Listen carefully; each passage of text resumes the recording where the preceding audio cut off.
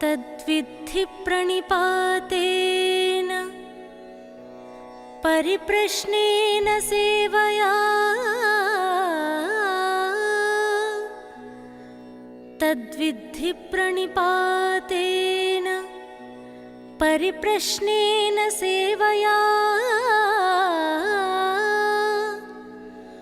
उपदेक्ष्यन्ति ते ज्ञानं ज्ञानिनस्तत्त्वदर्शिनः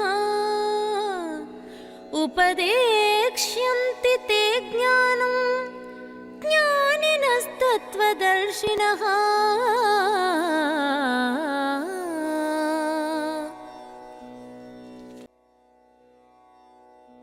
यज्ञात्वा न पुनर्मोहम् एवं यास्यसि पाण्डव यज्ञात्वा न पुनर्मोहम् एवं यास्यसि पाण्डव येन भूतान्यशेषेण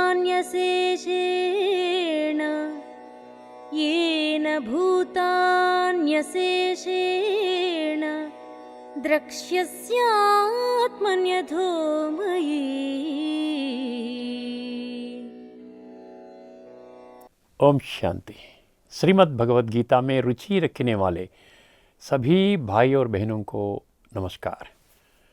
भगवान वाचा तमसोमा ज्योतिर्गमया कार्यक्रम में आपका फिर से स्वागत है। टैगलाइन श्लोक पिछले एपिसोड से बदल दिए गए हैं। वे चौथे अध्याय के 34 और 35 है। हमने 24 और 25वां एपिसोड में इन पर चर्चा की थी। आइए संक्षेप में उन दो श्लोकों का अर्थ समझने का प्रयास करेंगे। पहला 4वां अध्याय 34वां श्लोक। जब गीता ज्ञान को तत्व के आधार पर समझा जाता है तो यह सत्य सिद्ध हो जाता है कि भगवान ने गीता के माध्यम से जो संपूर्ण आध्यात्मिक ज्ञान मानव जाति को दिया है वह किसी एक धर्म से संबंधित और सीमित नहीं है, बल्कि वर्तमान में इस ग्रह पर रहने वाले समस्त मानव जाति के लिए अर्थात 800 करोड़ लोगों के जीवन उद्धार के लिए है, कल्याण के लिए है। जब गीता को तत्व के आधार पर समझा जाता है तो यह रहस्यमय सत्य स्पष्ट हो जाता है कि भगवान ने गीता के माध्यम से जो संपूर्ण आध्यात्मिक ज्ञान प्रकट किया है वह किसी एक धर्म से संबंधित नहीं है, बल्कि वर्तमान में इस ग्रह पर रहने वाले 800 करोड़ लोगों से संबंधित है।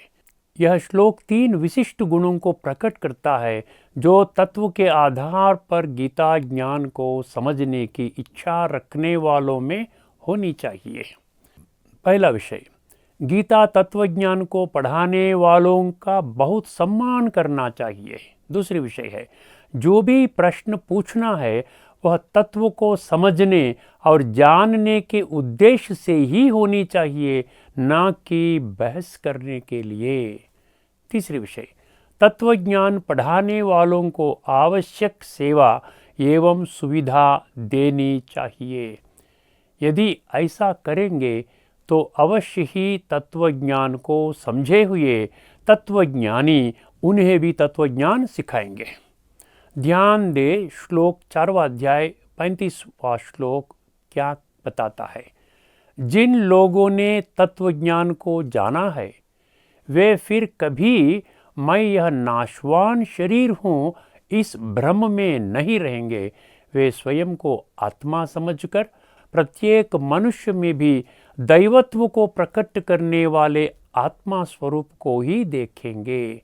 इस प्रकार इस ग्रह पर 800 करोड़ मनुष्यों को न केवल आत्मिक दृष्टिकोण से देखा जाता है, बल्कि उन सभी को एक ही भगवान की संतान के रूप में भी पहचाना जाता है और सर्वमानव भाईचारा यूनिवर्सल ब्रदरहुड कहते हैं वसुदैव कुटुंबकम सर्वे जनाः सुखिनो भवन्तु लोका समस्ता सुखिनो भवन्तु आदि दैवत्व को प्रेरित करने वाली श्रेष्ठ भावनाओं को दिल में रखकर आपसी व्यवहार किया जाता है और एक दो का सम्मान किया जाता है।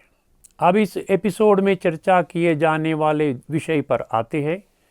गीता के अनेक श्लोकों में भगवान ने स्वयं उनको अर्थात भगवान को प्राप्त करने की विधि स्पष्ट रूप से बताई है।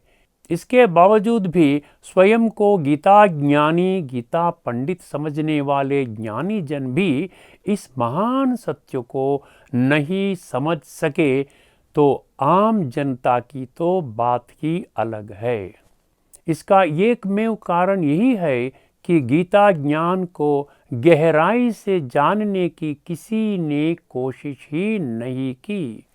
गीता ज्ञान मात्र कोई ग्रंथ या पुस्तक नहीं, हमारे जीवन का विधि विधान है, संसार को संभालने का आध्यात्मिक संविधान है, आपत्ति को रोकने का सबसे महान प्रबंधन है। समय की यह पुकार है, अब गीता ज्ञान को यथार्थ समझना है और सबको समझाना है। इस भगवान वाचा कार्यक्रम का उद्देश्य केवल गीता में छिपे गहन तत्व ज्ञान को आपके ध्यान में लाना है। आइए इस कार्यक्रम को प्रस्तुत करने के लिए ब्रह्मा कुमारीज शांति सरोवर एकेडमी हैदराबाद को हार्दिक धन्यवाद व्यक्त करते हुए इस कार्यक्रम में अपनी चर्चा शुरू करें। हम आशा करते हैं कि कम से कम गीता प्रेमियों को अब से इस सत्य का एहसास हो जाएगा और वे भगवान को प्राप्त और अनुभव कर लेंगे।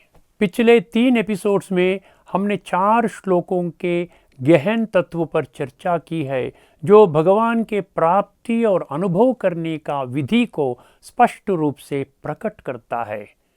वे है 11वां अध्याय में 55वां श्लोक, 18 अध्याय का 66वां श्लोक, 13वां अध्याय 34 और 18 अध्याय का 68वां श्लोक। इस एपिसोड में हम एक और श्लोक पर चर्चा करने जा रहे हैं जो उसी सत्य को उजागर करता है। यह 10वें अध्याय का 10वां श्लोक है। आइए पहले श्लोक सुने। तेषां सततयुक्तानां भजतां प्रीतिपूर्वकं तेषां सततयुक्तानां भजतां प्रीतिपूर्वकं ददामि बुद्धियोगं ददामि बुद्धियोगं तं येन मामुपयान्ति ते।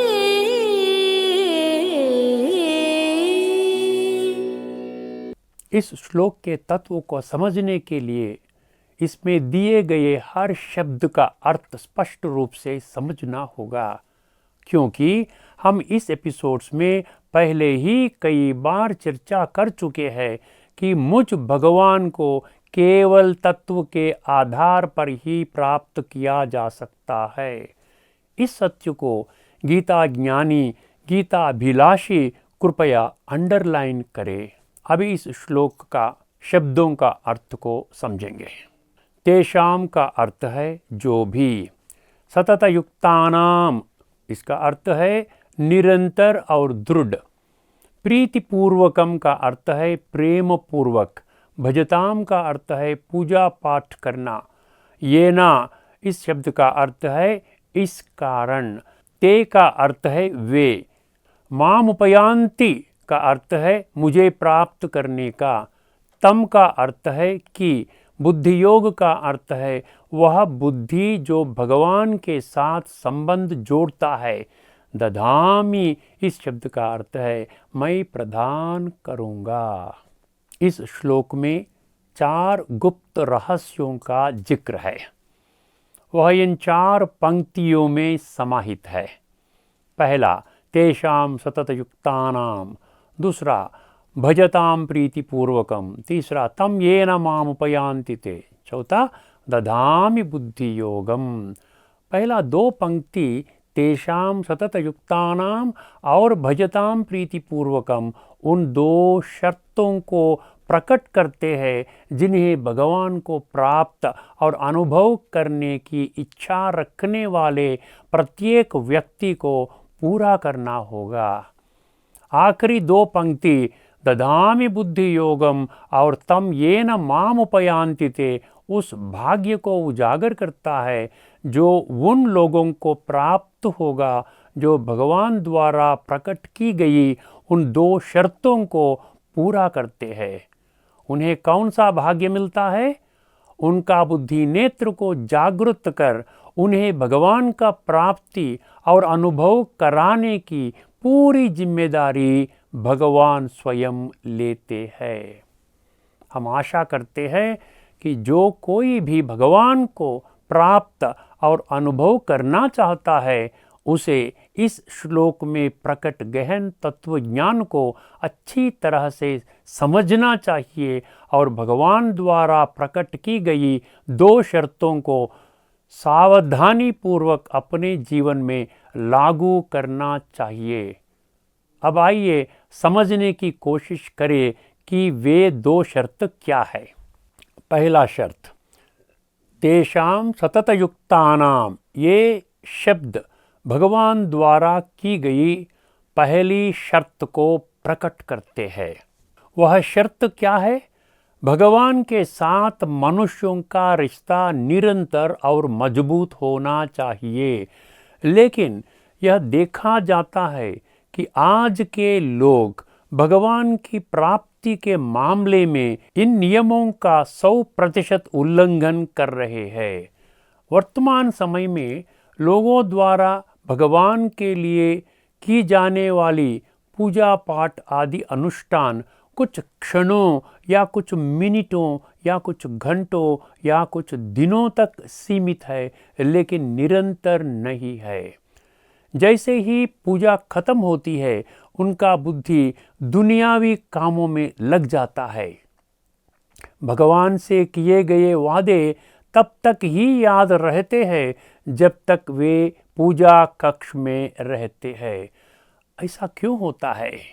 इसका एकमात्र कारण यह है कि भगवान की पूर्ण परिचय यानी उनके नाम, रूप, देश, काल, गुण, कर्तव्य और संबंध जो भगवान ने स्वयं उन्हें गीता में स्पष्ट रूप से प्रकट किया, उसे समझने का कोई प्रयास नहीं किया गया है। यदि भगवान से पूर्ण परिचय हो जाए तो निश्चय ही उनमें भगवान के प्रति दृढ़ विश्वास अर्थात आस्था उत्पन्न हो जाएगी।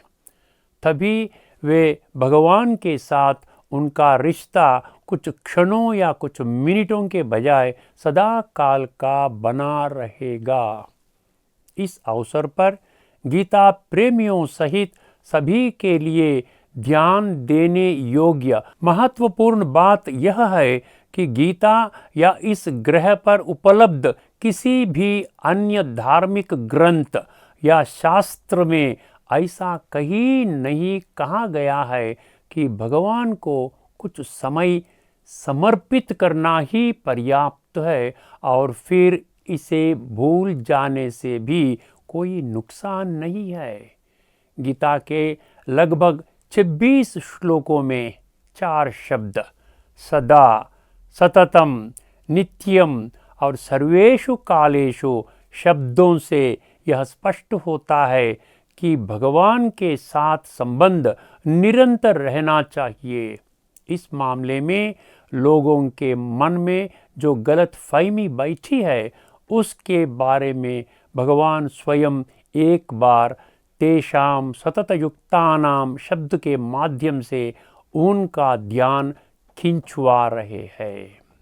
भगवान का यह भी भाव नहीं कि सब अपने काम छोड़कर मेरी पूजा में ही निरंतर रहो, बल्कि काम को पूजा समझकर, कर्म को अनुष्ठान समझकर मेरी याद में रहकर कर्म करो तो व्यवहार और परमार्थ दोनों सिद्ध होंगे। अब दूसरी शर्त को समझने का प्रयास करते हैं।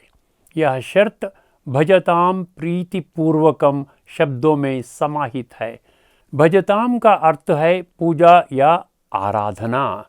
आजकल लोग भगवान को प्राप्त करने के लिए विभिन्न गतिविधियां अपनाते हैं, जैसे पूजा पाठ, यज्ञ, जप तप, व्रत, तीर्थ यात्रा, दान पुण्य, धार्मिक ग्रंथों का पठन और पारायण, प्रतिष्ठित व्यक्तियों की धार्मिक प्रवचनों को सुनना इत्यादि।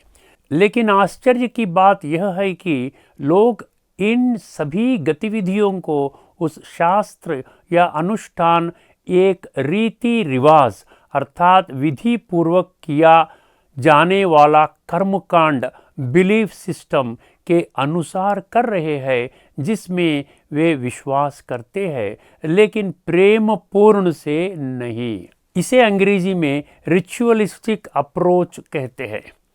लेकिन भगवान इस दृष्टिकोण का समर्थन नहीं करते।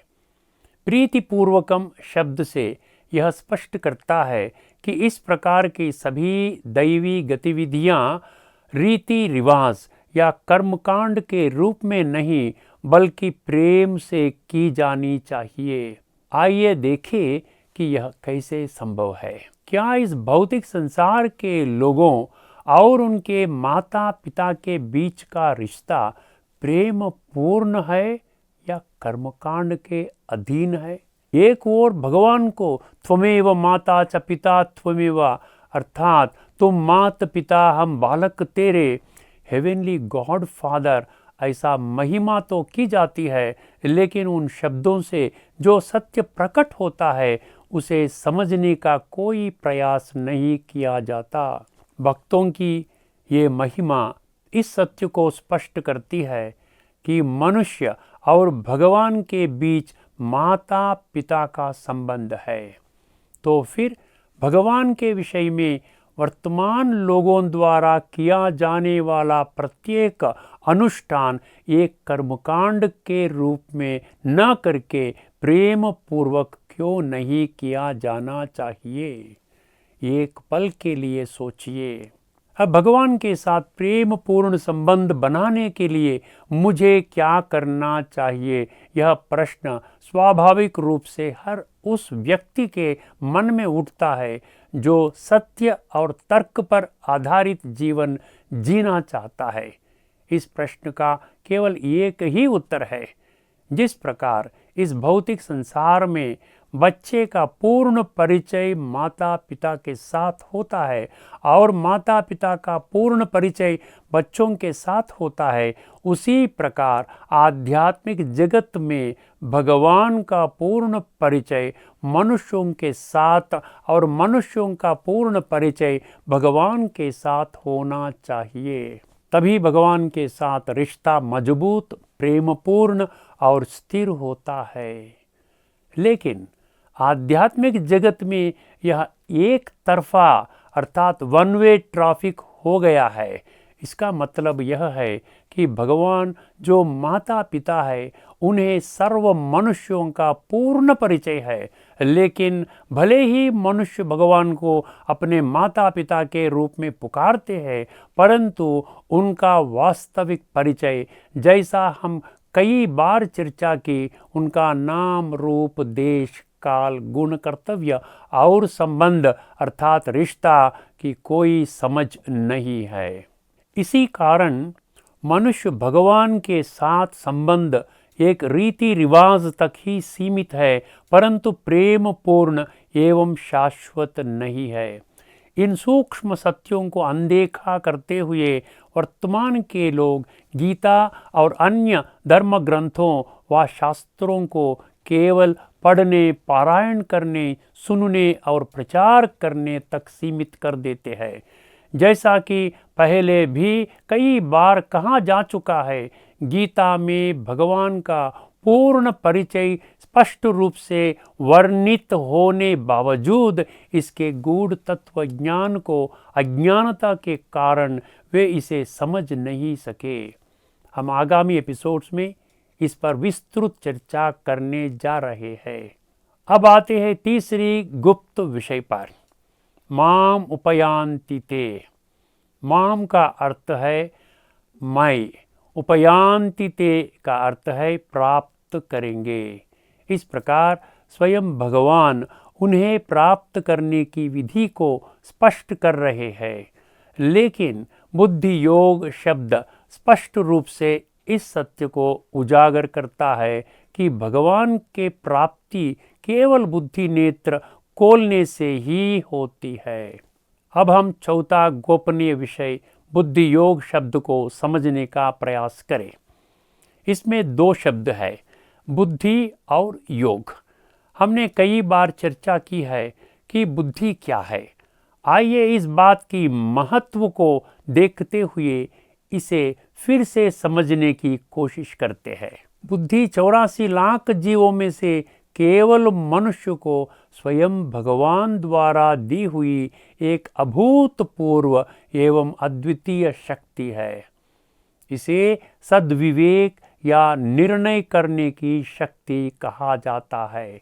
अंग्रेजी में पावर ऑफ डिस्क्रिमिनेशन एवं पावर ऑफ जजमेंट कहा जाता है।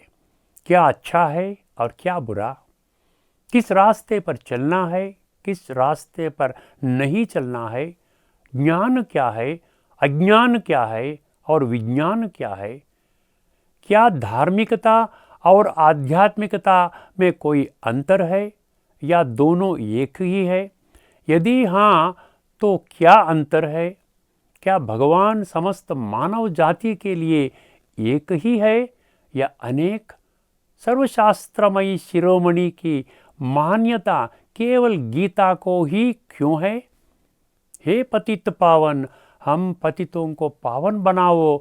हम अपनी प्रार्थनाओं में ऐसा कहते हैं, लेकिन पतित पावन कौन है, इसके बारे में कोई स्पष्टता नहीं है।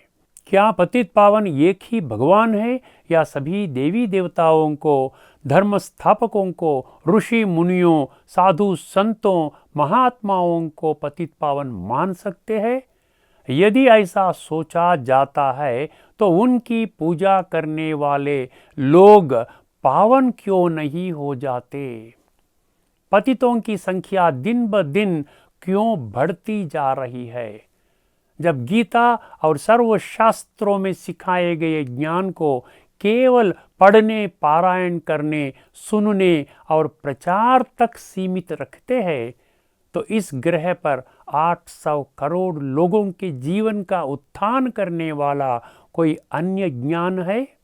यदि है तो इसका नाम क्या है?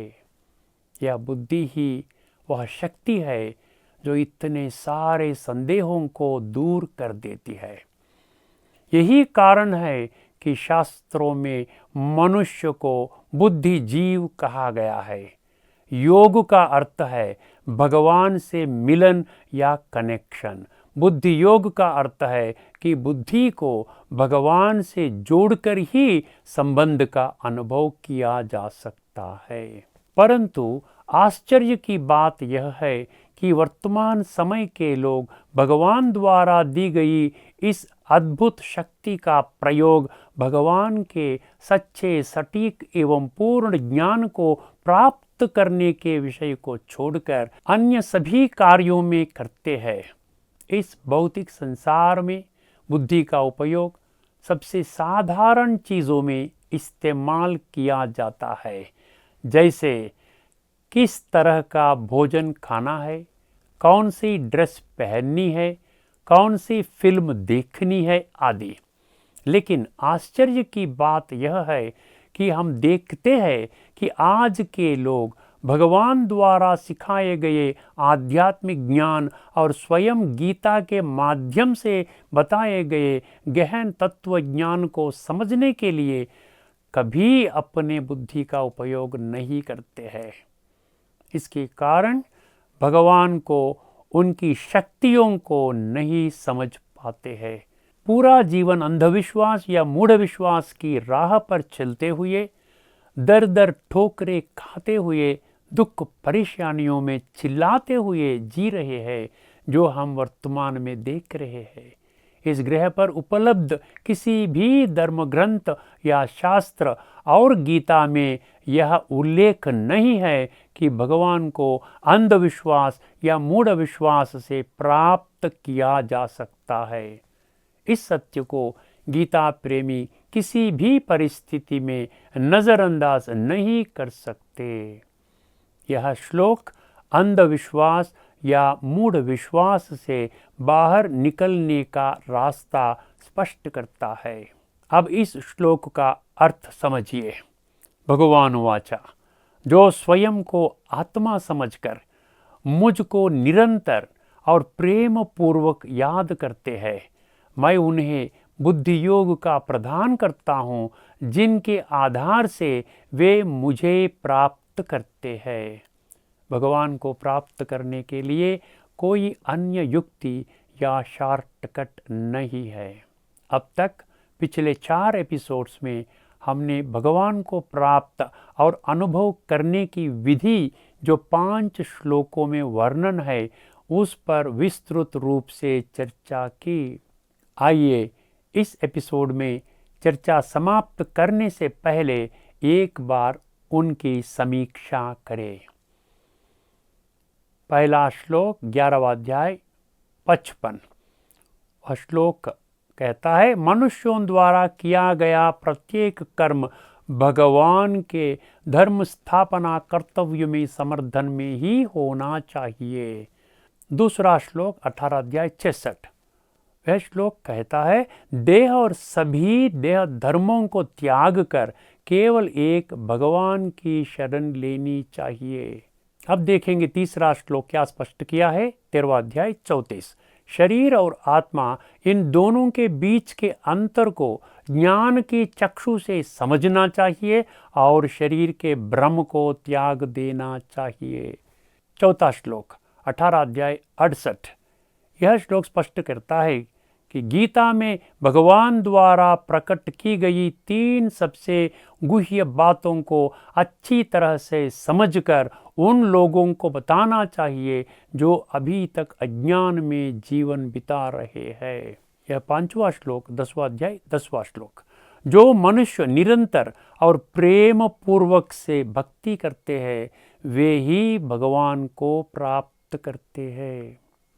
गीता प्रेमियों, जिज्ञासुओं और भक्तों, जो भगवान को प्राप्त और अनुभव करने के लिए दृढ़ है, वे किसी भी परिस्थिति में इन रहस्यमय सत्यों को हल्के में नहीं लेना चाहिए। यदि आपको इस एपिसोड्स में चर्चाएं पसंद है तो आप इन वीडियो को अपने रिश्तेदारों और दोस्तों के साथ साझा कर सकते हैं। यदि आपको अब तक चर्चा किए गए विषयों को लेकर आपके मन में कोई प्रश्न है, संदेह है, तो आप इस वीडियो के कमेंट बॉक्स के माध्यम से बता सकते हैं। भगवान वाचा कार्यक्रम के पूरी वीडियो के लिए ब्रह्म कुमारी शांति सरोवर हैदराबाद के YouTube चैनल देख सकते हैं। आइए इस एपिसोड में चर्चा यही समाप्त करते हैं। आगामी एपिसोड में हम एक और अद्भुत श्लोक पर चर्चा करने जा रहे हैं, जो भगवान को स्पष्ट रूप से प्राप्त और अनुभव करने का तरीका बताता है। तब तक के लिए सभी को नमस्कार। लोका समस्ता सुखिनो भवन्तु। ओम शांति।